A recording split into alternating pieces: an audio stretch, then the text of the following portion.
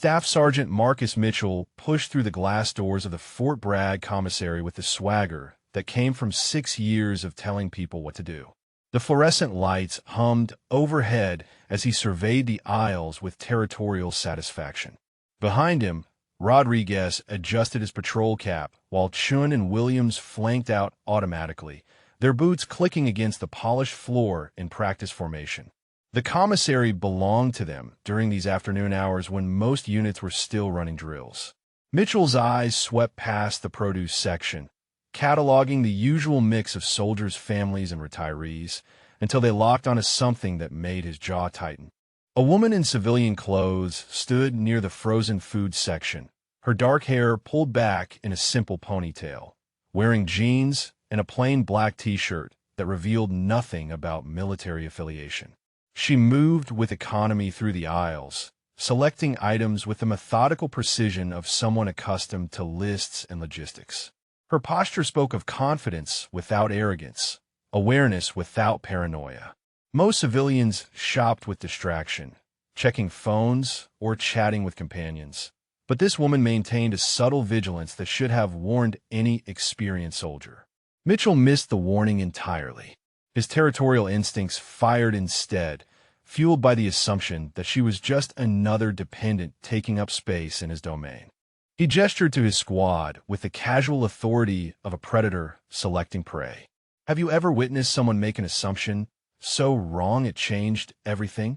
Maybe you're from North Carolina like Fort Bragg, or perhaps you've seen how quickly confidence can turn to shock. That moment when reality crashes through assumptions hits different when you're watching it happen to someone else. Rodriguez caught Mitchell's signal and grinned with anticipation. The 3 soldiers approached the woman with the casual aggression of men who had never faced real consequences for their behavior. Their boots announced their presence as they formed a loose semicircle near the freezer section, blocking her natural exit route. Mitchell stepped closer, his voice carrying the condescending tone he reserved for civilians who needed reminding about their place. "Excuse me, miss. This is a military commissary. You do realize this facility is for military personnel and their families, right?" The woman turned toward him with movements that flowed like water, unhurried and controlled. Her eyes held depths that should have made Mitchell reconsider, but his confidence swelled instead, mistaking her calm for submission. She said nothing, simply looked at him with the patience of someone who had faced far more dangerous opponents than a peacocking staff sergeant. Chin stepped forward, emboldened by her silence. "Maybe you're lost? The dependent housing is on the other side of base. We could call someone to pick you up if you need help finding your way." Williams joined the chorus with barely concealed mockery. "Yeah, or maybe your husband forgot to mention the rules about shopping here. Some people think marriage to a soldier makes them soldiers too."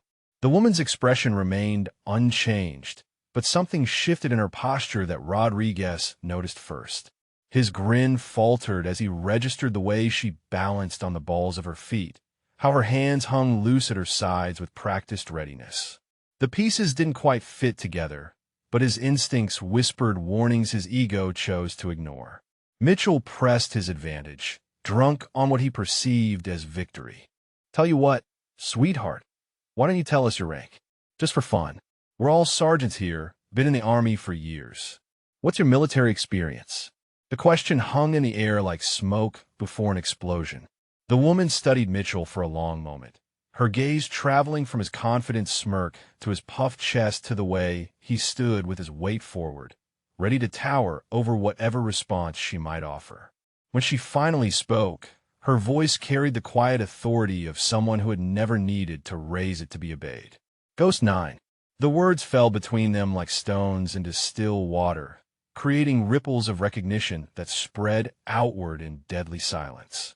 Rodriguez felt his coffee cup slip from suddenly nerveless fingers, the plastic container hitting the floor with a hollow crack that echoed through the frozen food section. Chun took an involuntary step backward, his face draining of color as the call sign registered in his memory like a key turning in a lock he hadn't known existed. Williams opened his mouth to speak, then closed it without sound, his bravado evaporating as quickly as morning mist under desert sun.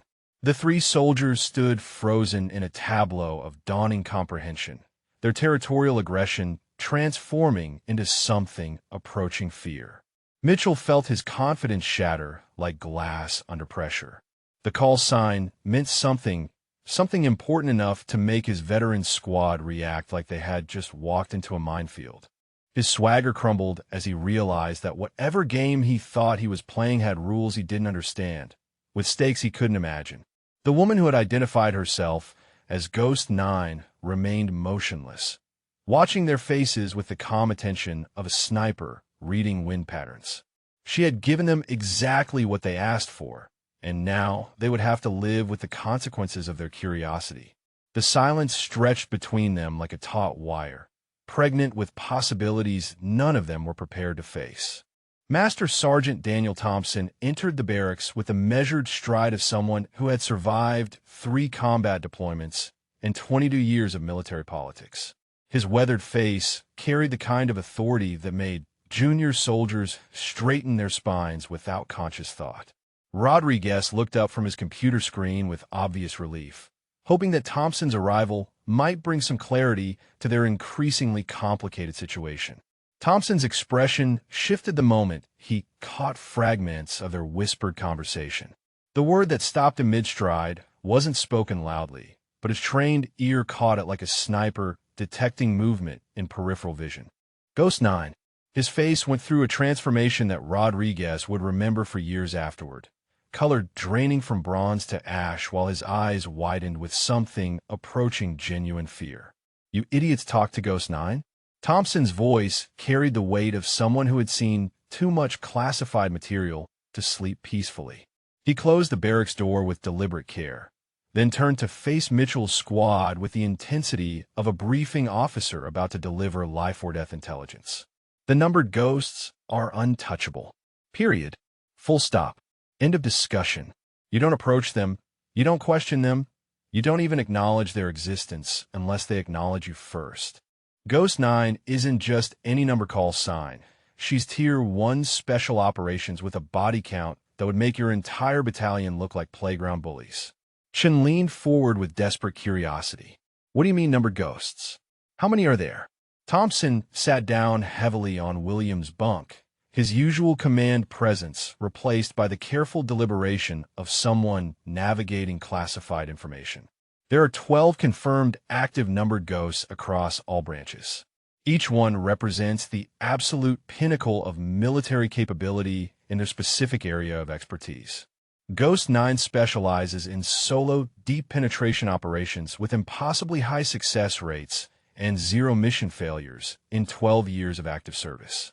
The mess hall buzzed with unusual energy during dinner formation, conversations carrying undertones that hadn't existed that morning.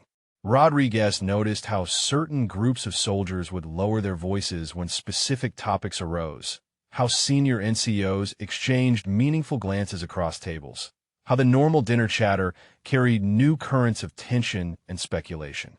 Sergeant First Class Maria Santos leaned across her table to address Rodriguez directly, her voice pitched low enough to avoid eavesdropping while carrying enough authority to demand attention. "Word is that someone from your squad stepped on their own anatomy today. Ghost 9 doesn't just kill people, she erases them from existence. 3,000-meter headshots with a Barrett 50 caliber. Solo extractions from behind enemy lines. Body counts so high they're classified to prevent international incidents." Williams overheard fragments from the neighboring table where Staff Sergeant Kevin Park was sharing details with unusual specificity. The operation in Syria, where she eliminated 47 enemy combatants single-handedly to extract 1 captured CIA operative. Spent 72 hours behind enemy lines with no support, no backup, no extraction plan except her own 2 feet and whatever ammunition she could carry. Captain Sarah Martinez sat in her intelligence office 3 buildings away, cross-referencing base access logs with a growing sense of professional alarm. The facial recognition match from commissary security footage had triggered automated alerts across multiple databases, each one requiring higher classification levels than the previous. Her secure phone rang with increasing frequency as various agencies confirmed what she was beginning to understand. The Pentagon Liaison Office connected her to Colonel James Harrison at Joint Special Operations Command, whose clipped responses carried the weight of someone accustomed to conversations that could never be repeated. Ghost 9 is currently operating under deep cover assignment at your installation. Any compromise of her operational security represents a potential threat to national security interests. We need to know exactly what happened and who was involved. Martinez pulled the security footage again, studying the faces of Mitchell's squad as they approached the woman she now knew represented one of America's most valuable military assets. The casual arrogance in their postures, the territorial aggression in their formation, the complete ignorance of who they were confronting became almost painful to watch with her new understanding. Her second secure call connected her to the Defense Intelligence Agency, where analyst grade 15 Patricia Stone confirmed details that made Martinez's stomach clench with professional dread. Ghost 9, real name classified above your clearance level. Medal of Honor recipient for actions involving the successful extraction of 200 civilian hostages from terrorist compound in Afghanistan. Purple Heart recipient for wounds sustained during solo reconnaissance mission that prevented international incident. Current assignment involves domestic counterintelligence operation with 18-month operational timeline. Back in the mess hall, the social dynamics around Mitchell's table had shifted with the subtle cruelty that military communities reserve for members who had violated unspoken codes. Conversations that would normally include their input continued without acknowledgement. Invitations to evening activities dried up with systematic precision. The invisible network of military social currency had marked them as contaminated goods. Thompson returned to their table with additional information that carried the weight of whispered legend and classified reality. I made some calls to people who owe me favors. Ghost 9 earned her call sign during a mission that officially never happened in a country we were officially never operating in. Single operator insertion, 48-hour timeline. Target elimination so precise that enemy forces spent months trying to figure out how their entire command structure disappeared without trace evidence. Rodriguez felt the magnitude of their mistake settling on his shoulders like physical weight. The database restrictions hadn't been bureaucratic inconvenience. They had been protection for operational security of the highest order. Chen's contacts hadn't been evasive out of professional caution. They had been protecting themselves from association with potential security breaches. Mitchell sat in silence as the full scope of his afternoon's arrogance crystallized into something approaching existential terror. He had approached a Medal of Honor recipient with condescending territorial aggression. He had questioned the credentials of someone whose service record would dwarf his own battalion's combined achievements. He had demanded rank identification from an operator whose true rank was almost certainly classified above his clearance level. The mess hall conversations continued around them, each fragment of information adding weight to their growing understanding. Stories of impossible marksmanship, solo operations that changed the course of classified conflicts, body counts so high they warranted their own statistical categories. Ghost 9 wasn't just a special operations soldier. She was a living legend operating at levels of capability that rendered normal military hierarchies meaningless. Williams pushed his untouched dinner around his plate while contemplating the professional and personal consequences of their encounter. Word would spread through Fort Bragg's interconnected network of soldiers, NCOs, and officers with the speed of digital communication and the persistence of institutional memory. By tomorrow morning, everyone who mattered would know that Mitchell's squad had confronted Ghost 9 with ignorant arrogance. The barracks would feel different when they returned, charged with new understanding and weighted with consequences they were only beginning to comprehend. Captain David Brooks sat behind his desk reviewing the daily incident reports when Sergeant First Class Martinez knocked on his office door with a measured urgency that indicated something beyond routine administrative business. The afternoon light filtered through Venetian blinds, casting parallel shadows across case files and personnel folders that represented the complex machinery of company command. Martinez entered with a manila folder tucked under her arm and the expression of someone carrying information that would complicate everyone's day. "Sir, we have a situation that requires your immediate attention. One of your squads may have compromised operational security for a classified asset." Brooks set down his coffee cup with deliberate care, his attention sharpening with the focus that had carried him through 12 years of military leadership. The phrase classified asset carried implications that transformed routine disciplinary matters into potential career-ending catastrophes. He gestured for Martinez to close the door and take a seat. Staff Sergeant Mitchell's squad approached an unidentified woman at the commissary this afternoon. They questioned her credentials and demanded rank identification in what witnesses described as aggressive and territorial behavior. The woman identified herself using a call sign that triggered multiple database alerts when we ran background checks. Brooks opened the folder Martinez placed on his desk, scanning the preliminary incident report while his stomach tightened with growing professional concern. The surveillance footage request would normally take 24 hours to process, but the classification flags attached to this investigation had accelerated every timeline with Pentagon-level priority. Base security responded to his request within 30 minutes, delivering high-definition footage from 6 different camera angles that captured the commissary encounter in unprecedented detail. Brooks watched Mitchell's squad approach the woman with casual arrogance, observed their territorial positioning, witnessed the exact moment when everything changed. The woman's face appeared clearly in 3 separate camera angles, her features captured with the digital precision that modern surveillance systems provided to military installations. Brooks paused the footage on her direct gaze toward camera 7, noting the calm confidence that should have warned any experienced soldier about the danger of their assumptions. Base security uploaded the facial recognition scan to Pentagon databases with automatic priority processing. The response arrived faster than any database query Brooks had ever witnessed, appearing on his screen with classification warnings that made his blood pressure spike toward dangerous levels. Match confirmed. Classification level. Need to know. Contact Joint Special Operations Command immediately. No further action without authorization. Brooks stared at the screen for a full 30 seconds, rereading the message while his mind processed the implications. Pentagon databases didn't respond with those classification levels for routine personnel. JSOC involvement meant special operations, which meant his soldiers had somehow stumbled into something far beyond normal military hierarchy. He reached for his secure phone with hands that trembled slightly, dialing the number for his battalion commander while mentally rehearsing how to explain that his company might have compromised a classified operation.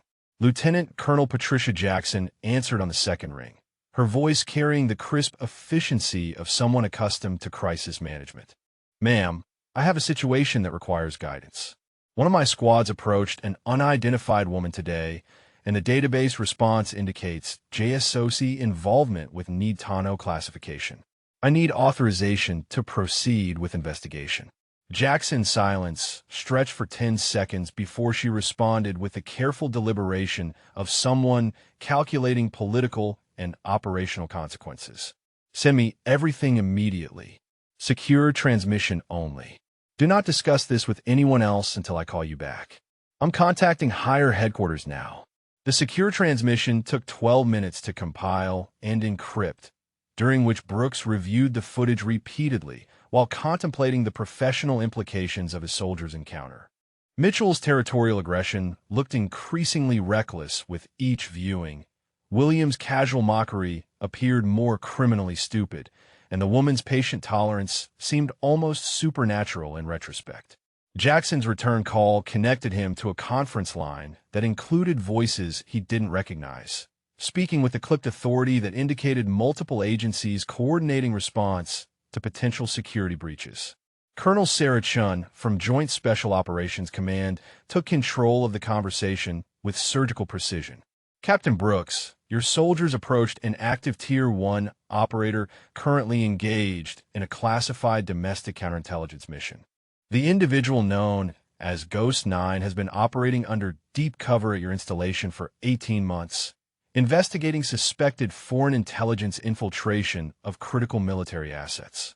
Brooks felt the floor shift beneath his feet as the full magnitude of the situation crystallized into professional nightmare. His soldiers hadn't just harassed a dependent or confronted an unknown civilian. They had potentially compromised a counterintelligence operation that involved national security, foreign threats, and operational timelines measured in years rather than days. Chun provided additional context that made Brooks' stomach clench with each detail. Ghost 9, Medal of Honor recipient, Purple Heart recipient, 12 years of active special operations with 0 mission failures. Current assignment involves identifying and neutralizing foreign intelligence networks that have potentially infiltrated Fort Bragg's personnel and operational security. The woman Mitchell's squad had approached with territorial arrogance, represented America's most valuable counterintelligence asset, operating at classification levels that rendered normal military rank structures meaningless. Her cover identity as an apparently unaffiliated civilian had been specifically designed to avoid detection while she investigated threats to national security. Brooks realized that Mitchell's demanding her rank identification could have exposed operational security that protected not just Ghost 9's mission, but potentially hundreds of military personnel whose lives depended on her success. The casual harassment his soldiers had perpetrated represented potential treason through negligent compromise of classified operations. Jackson's voice cut through his spiraling comprehension with direct orders that left no room for interpretation. You will locate Staff Sergeant Mitchell and his entire squad immediately. They are confined to base pending investigation. Ghost 9's mission timeline has been accelerated due to potential exposure. This investigation now involves multiple federal agencies. Brooks hung up the secure phone with hands that shook uncontrollably, staring at the surveillance footage frozen on his computer screen. The woman who had endured his soldiers' mockery with patient silence was one of America's most decorated warriors, operating undercover to protect the very base where Mitchell had questioned her right to exist. He reached for his radio to summon his first sergeant while contemplating how to explain to Mitchell that his afternoon's entertainment had potentially compromised national security operations that extended far beyond Fort Bragg's boundaries. The investigation would involve agencies that operated above his clearance level, with consequences that could destroy multiple careers and affect military operations across multiple theaters. The afternoon light continued filtering through his Venetian blinds, but the shadows now seemed to carry weight that pressed down on his shoulders like responsibility for failures he was only beginning to understand. The secure communication network that connected America's special operations community hummed with encrypted traffic as word of the Ghost 9 incident propagated through channels that existed above normal military hierarchy. Priority alerts cascaded across multiple time zones, reaching decision-makers whose daily responsibilities included operations that officially never existed. Colonel Michael Harrison sat in his Delta Force Command Center at Fort Bragg when the priority message arrived through SOC's most secure channels. The text appeared on his classified terminal with a red border that indicated immediate action required, transforming his routine afternoon into potential crisis management. He read the brief twice before reaching for his encrypted phone to contact operators currently deployed across 3 different continents. Harrison knew Ghost 9 personally, had worked with her during classified operations that would never appear in official after-action reports. Her capabilities exceeded most of his own Tier 1 operators. Her mission success rate was statistically impossible, and her current domestic counterintelligence assignment represented a national security priority that superseded normal military protocols. The phone call to his deputy commander lasted exactly 4 minutes and established protection protocols that would activate within the hour. Delta Force assets at Fort Bragg received new operational parameters through secure channels, creating an invisible security perimeter around Ghost 9 while maintaining the fiction of her civilian cover status. Admiral Patricia Stone received similar notification at Naval Special Warfare Command, her secure terminal displaying the same priority message that was simultaneously reaching Special Operations commanders across all branches. Her response was immediate and decisive, activating SEAL Team liaisons at Fort Bragg, who would coordinate with Harrison's Delta assets to ensure Ghost 9's operational security. Stone's personal knowledge of Ghost 9's service record added urgency to her response. The female operator had completed missions that most SEALs considered theoretically impossible, had survived situations that should have resulted in certain death, and had earned decorations that were classified above the clearance levels of the people who presented them. Colonel James Wright's office at Air Force Special Operations Command received the alert through different channels, but with identical priority designation. His responsibilities included oversight of tactical airlift operations that supported Tier 1 ground assets, making Ghost 9 security a direct concern for his operational planning and resource allocation. Wright authorized immediate standby status for extraction assets, ensuring that helicopter and fixed-wing aircraft would be available for emergency deployment if Ghost 9's cover became completely compromised. The authorization required coordination with civilian air traffic control and establishment of priority flight paths that could evacuate a high-value asset without generating public attention. CIA liaison officer Jennifer Martinez arrived at Fort Bragg's Intelligence Center within 90 minutes of receiving her agency's notification. Her presence indicated that Ghost 9's counterintelligence mission involved threats that extended beyond military concerns into broader national security implications requiring agency coordination and resource sharing. Martinez's briefing to base intelligence personnel revealed information that had been compartmentalized above Captain Brooks' clearance level. Ghost 9's 18-month investigation had identified suspected foreign intelligence operatives who had successfully infiltrated Fort Bragg's support structure, potentially compromising operational security for multiple special operations units. Base Security Chief Colonel Sandra Hayes received direct orders from Pentagon-level authority to implement discrete protection protocols without alerting base personnel to unusual security measures. Her challenge involved protecting a high-value asset whose cover depended on appearing to be an ordinary civilian dependent with no special significance or protection requirements. Hayes deployed plainclothes security personnel throughout areas where Ghost 9 might reasonably appear, establishing overlapping fields of observation that could respond to threats while maintaining the illusion of normal base operations. The security teams received photographs and detailed briefings about Ghost 9's importance without learning specific details about her current mission. Meanwhile, Mitchell's squad found themselves under surveillance that they were completely unaware of, their movements monitored by multiple agencies whose interest extended far beyond normal disciplinary procedures. Electronic monitoring of their communications, physical surveillance of their activities, and comprehensive background investigation proceeded simultaneously through different agency channels. The surveillance revealed that Mitchell's territorial aggression toward Ghost 9 had been witnessed by approximately 30 base personnel, any of whom might have compromised her cover through casual conversation or social media posts.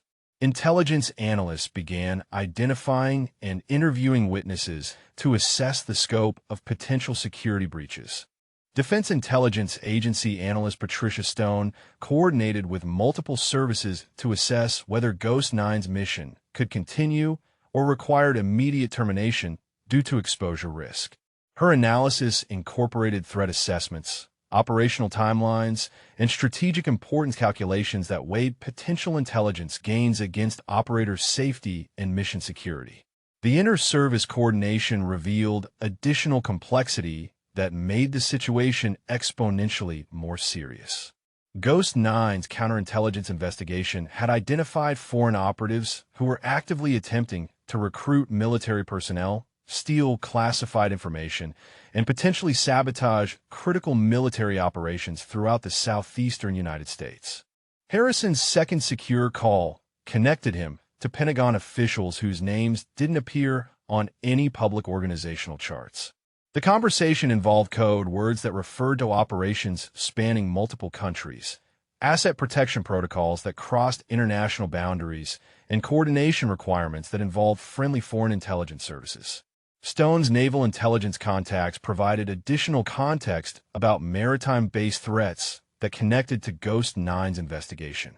Foreign intelligence services had been using commercial shipping through Norfolk Naval Base to move personnel and equipment into position for operations that targeted multiple military installations along the eastern seaboard.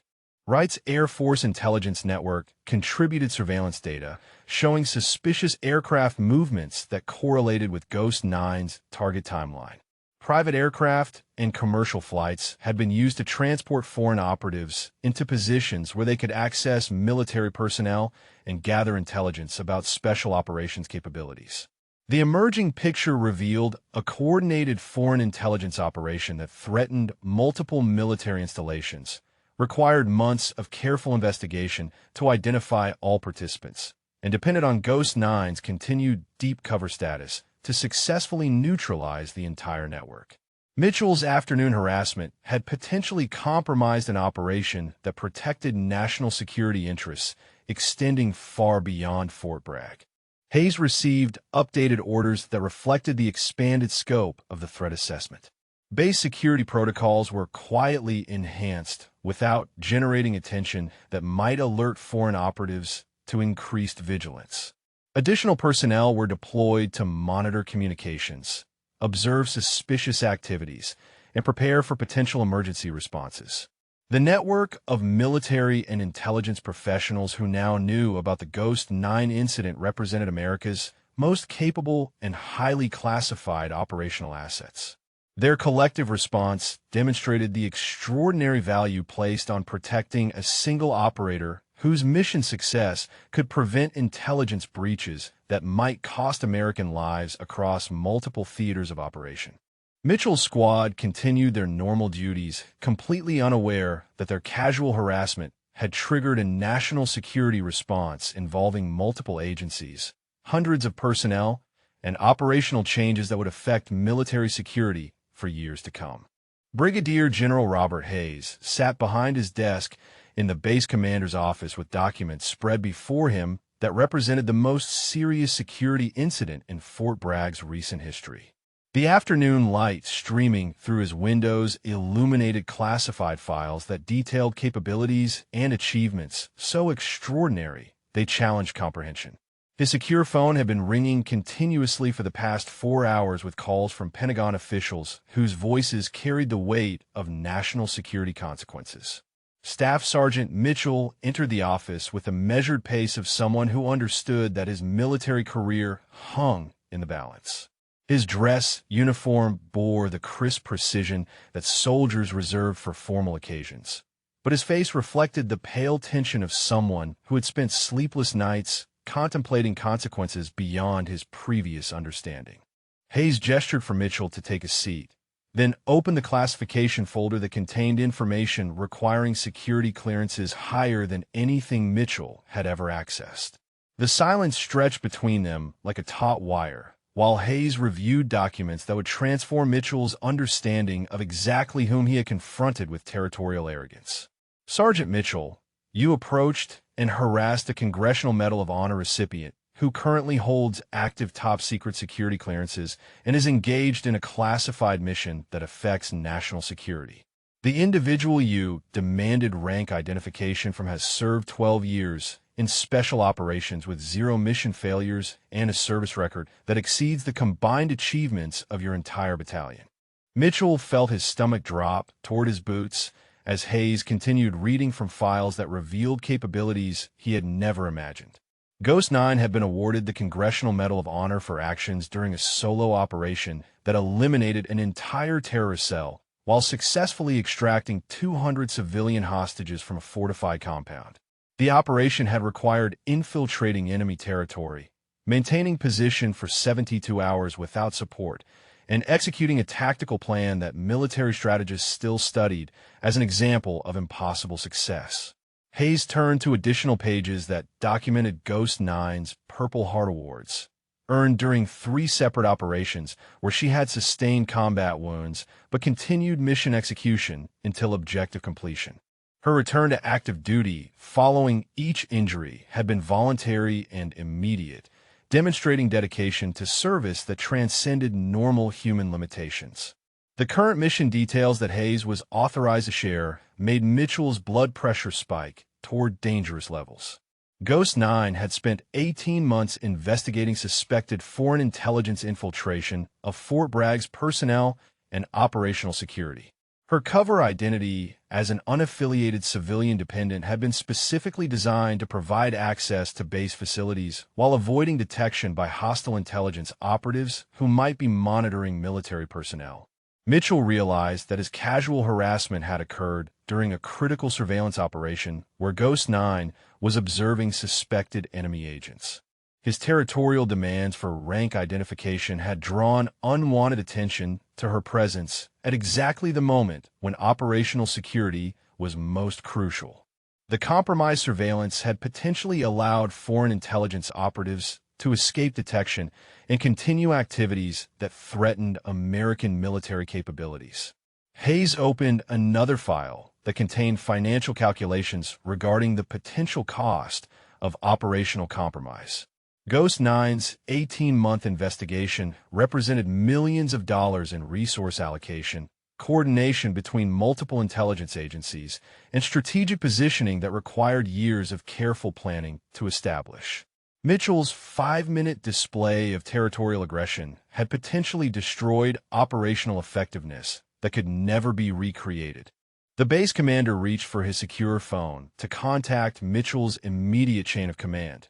Speaking with Company Commander Captain Brooks and Battalion Commander Lieutenant Colonel Jackson about formal disciplinary procedures that would reflect the extraordinary nature of security violations involved.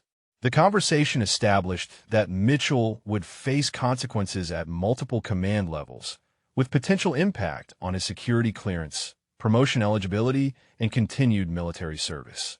Rodriguez, Chun, and Williams received summons to separate interviews that would determine their individual levels of responsibility for participating in the harassment incident. Base security personnel escorted each soldier to isolated interview rooms where intelligence officers would assess their awareness of security violations and potential knowledge of classified information they were not authorized to possess. Hayes explained to Mitchell that base security was conducting comprehensive reviews of all personnel who had witnessed or heard about the Ghost 9 encounter.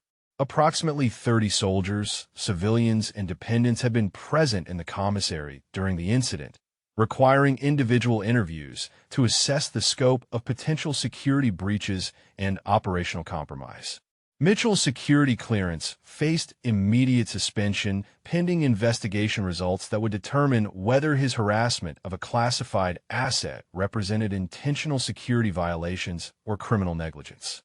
The investigation would review his background, associations, financial records, and communications to ensure that his actions had not been influenced by foreign intelligence services seeking to compromise American operations. The formal disciplinary process would involve multiple reviewing authorities, including company, battalion, and brigade commanders, each of whom would assess appropriate consequences for behavior that had potentially affected national security operations. Mitchell faced potential charges under military justice codes that address security violations, conduct unbecoming, and failure to maintain professional standards required of non-commissioned officers.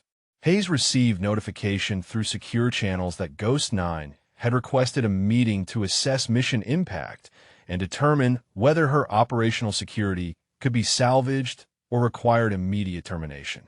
Her professional assessment would carry more weight than any other factor in determining the ultimate consequences of Mitchell's actions. The meeting request indicated that Ghost 9 maintained operational effectiveness despite the harassment incident, but also suggested that accelerated timeline requirements might force premature conclusion of investigations that had required 18 months to develop. The potential loss of intelligence about foreign operations could affect American military security for years to come. Mitchell sat in silence as the full magnitude of his mistake crystallized into personal and professional catastrophe. He had approached one of America's most decorated warriors with condescending territorial behavior that demonstrated ignorance of military values he claimed to represent. His demand for rank identification from someone whose true rank was almost certainly classified above his clearance level revealed arrogance that bordered on criminal stupidity. Hayes concluded the formal interview by explaining that Mitchell's case would be reviewed by officials whose authority extended far beyond normal military disciplinary procedures. Pentagon interest in the incident reflected concerns about operational security that affected multiple agencies, allied nations, and strategic capabilities that required protection at the highest classification levels. The afternoon sun continued streaming through the base commander's windows, but Mitchell left the office understanding that his military career had been fundamentally altered by 5 minutes of territorial aggression that had exposed him as unworthy of the uniform he wore and the responsibilities he had been trusted to fulfill.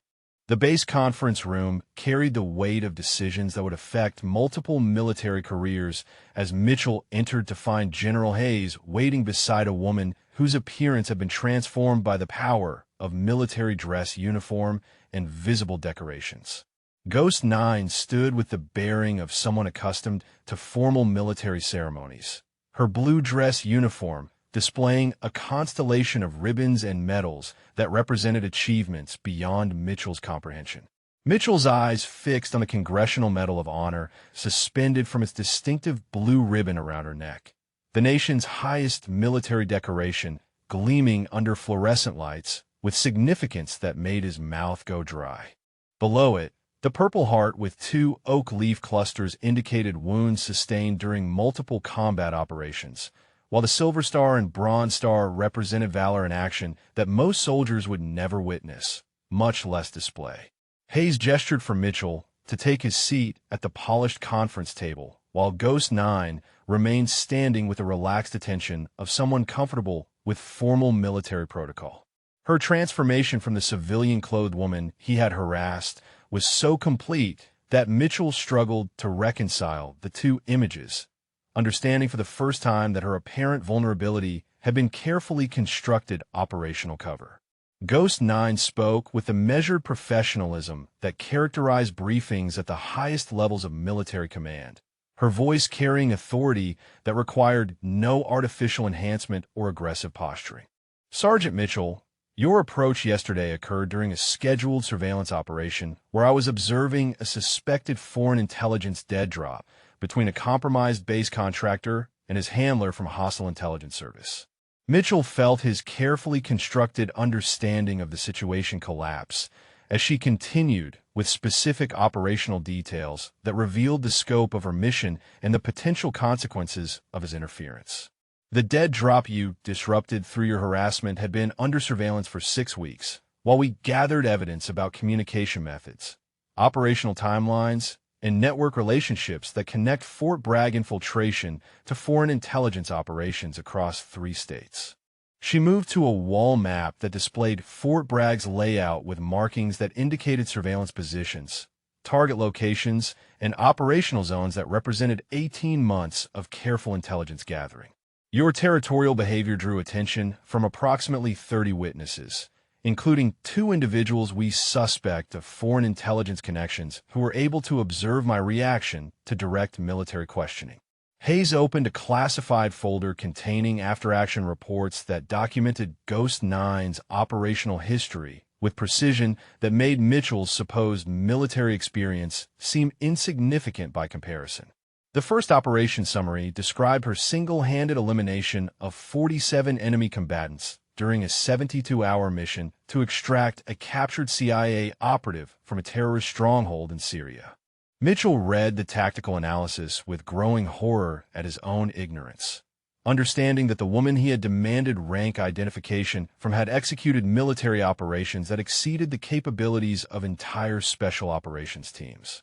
Her mission planning, tactical execution, and operational success rates represented standards of military excellence that rendered his own service record essentially meaningless.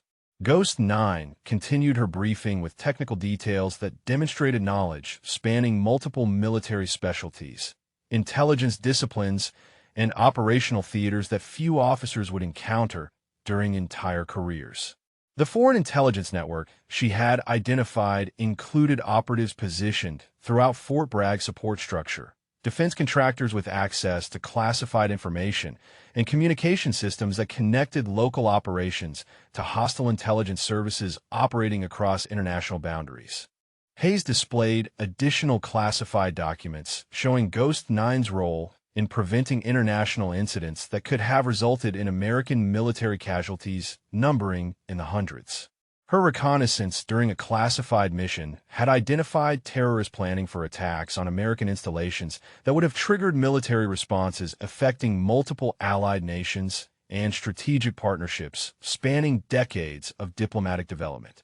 Mitchell realized that his casual mockery had been directed towards someone whose individual contribution to American military security exceeded the combined achievements of his entire unit, his entire battalion, and possibly his entire brigade. The decorations on her uniform represented not ceremonial recognition, but documented proof of capabilities that challenged the boundaries of human performance under combat conditions.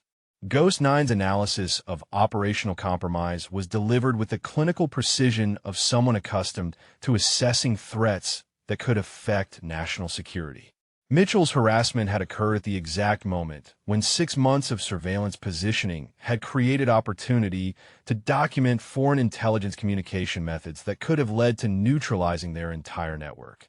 The timing coincidence had forced acceleration of investigation timelines that might result in incomplete intelligence gathering and potential escape of foreign operatives whose capture required years of additional positioning to recreate. Mitchell's 5-minute display of territorial aggression had potentially cost American intelligence capabilities that represented millions of dollars and countless hours of professional expertise. Hayes presented the final classified document that contained operational assessments from Joint Special Operations Command, CIA, and Defense Intelligence Agency regarding Ghost Nine's strategic value to American military capabilities.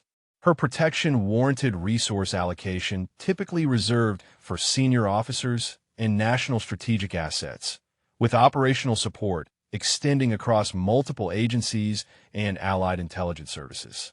Mitchell sat in silence as the full scope of his catastrophic misjudgment crystallized into understanding that transcended personal embarrassment and approached existential recognition of his own insignificance. He had approached one of America's most valuable military assets with condescending arrogance that revealed him as unworthy of the rank he wore and the responsibility he had been trusted to fulfill. Ghost Nine concluded her operational briefing with a request that demonstrated professionalism extending beyond personal consideration to strategic priorities that affected mission success. General Hayes, I recommend no disciplinary action against Sergeant Mitchell. Operational security requirements supersede personal considerations, and mission timeline acceleration eliminates time for administrative processing that might compromise ongoing intelligence gathering. Hayes looked directly at Mitchell while delivering his response with the authority that reflected Pentagon-level oversight and consequences that extended far beyond base-level command decisions. Your recommendation is noted and respected, but military standards require accountability regardless of operational priorities. Sergeant Mitchell's behavior violated professional conduct requirements and demonstrated unfitness for leadership responsibilities that cannot be overlooked regardless of mission considerations. Mitchell left the conference room understanding that his encounter with Ghost Nine had revealed not just his ignorance about her capabilities, but his fundamental unworthiness to serve alongside warriors whose dedication and sacrifice protected freedoms he had taken for granted while displaying arrogance that dishonored the uniform he no longer deserved to wear. 6 months after the incident that had shattered his understanding of military service, Mitchell emerged from mandatory rehabilitation programs with transformation that extended far beyond corrective training requirements. His participation in sensitivity education, leadership development, and operational security instruction had evolved from reluctant compliance into genuine commitment to values he had previously taken for granted without comprehension. The voluntary duties he assumed supporting family readiness groups demonstrated character changes that surprised supervisors who had witnessed his territorial arrogance during the commissary confrontation. Mitchell's patient assistance to military spouses navigating deployment challenges, his respectful interaction with dependents seeking base services, and his careful attention to operational security protocols reflected fundamental attitude shifts that warranted cautious professional recognition. Rodriguez received promotion to staff sergeant after demonstrating leadership capabilities that had been refined through intensive professional development, following his counseling for failing to prevent harassment activities. His squad leadership emphasized respect, professional conduct, and appreciation for service excellence regardless of apparent rank or assignment status, creating unit culture that other non-commissioned officers studied as examples of effective leadership transformation. His promotion ceremony included recognition for exceptional performance during advanced non-commissioned officer education, where his instruction about recognizing and supporting special operations personnel had impressed senior leadership, who understood the personal growth required to overcome permanent record notations from the Ghost 9 incident. Chun submitted his application for Green Beret selection with recommendation letters that acknowledged his transformation from passive participant in harassment activities into motivated candidate for special operations service. His inspiration from Ghost 9's example had driven months of physical conditioning, tactical study, and character development that demonstrated commitment to service excellence he had previously failed to recognize or appreciate. The selection process would test his resolve through challenges designed to identify candidates worthy of special operations responsibilities.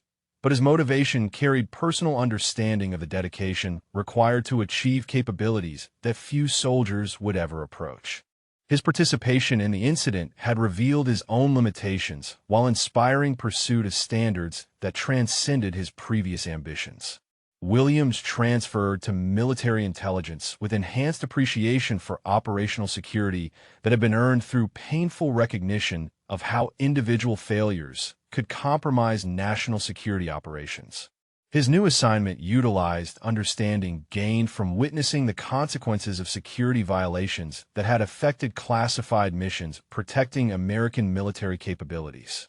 His work with counterintelligence operations reflected perspective that few analysts possessed about the real-world impact of security breaches and the human cost of operational compromises that could result from seemingly minor professional failures. Williams approached classified information with reverence that honored the sacrifices made by operators like Ghost 9, whose lives depended on security measures he helped maintain. Mitchell's formal letter of apology reached Ghost 9 through secure channels that protected her continued operational assignments, while acknowledging his recognition of the professional and personal harm his behavior had caused. The letter required multiple revisions to achieve appropriate tone that conveyed genuine remorse without compromising security protocols that governed communication with classified personnel.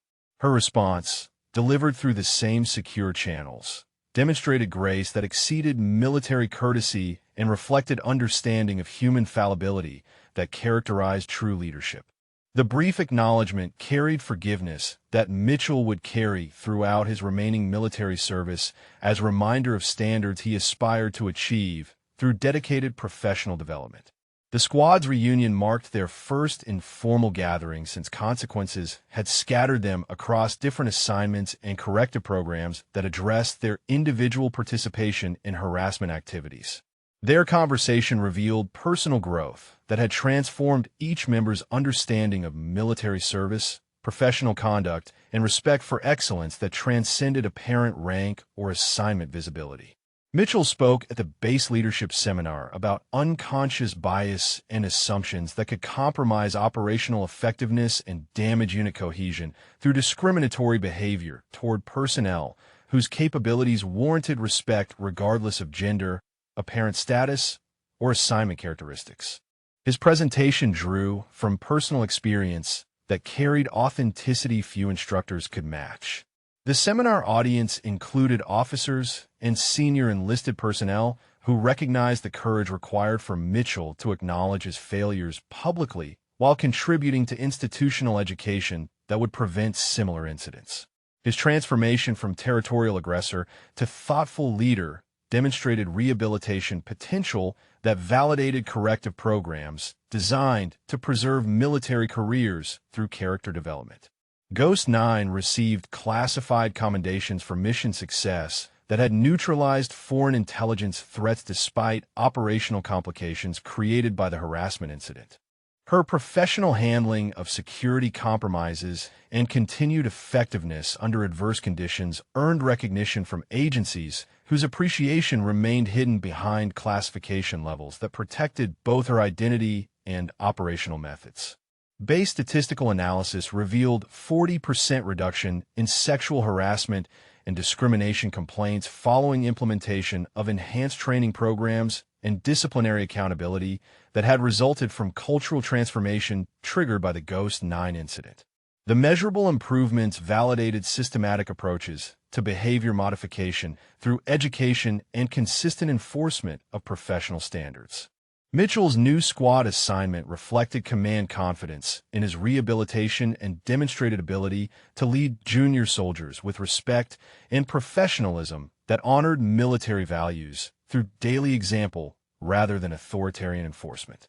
His leadership style emphasized service excellence, operational security awareness, and appreciation for capabilities that extended beyond apparent rank or assignment status. The soldiers under his supervision responded to leadership that encouraged personal growth while maintaining discipline through respect rather than intimidation. Mitchell's transformation influenced their understanding of military service as calling that required continuous character development and commitment to values that transcended individual ambition or territorial pride. His decision to pursue officer candidate school represented culmination of personal growth that had transformed the territorial sergeant who had harassed Ghost 9 into aspiring leader who understood that military authority carried responsibility for protecting and developing subordinates rather than asserting dominance over perceived inferiors. The application process required recommendation letters that acknowledged his past failures while documenting genuine transformation that warranted consideration for commission as officer in the United States Army. His journey from disciplinary action to officer candidate demonstrated rehabilitation potential that honored both individual growth and institutional values that supported second chances earned through demonstrated character development.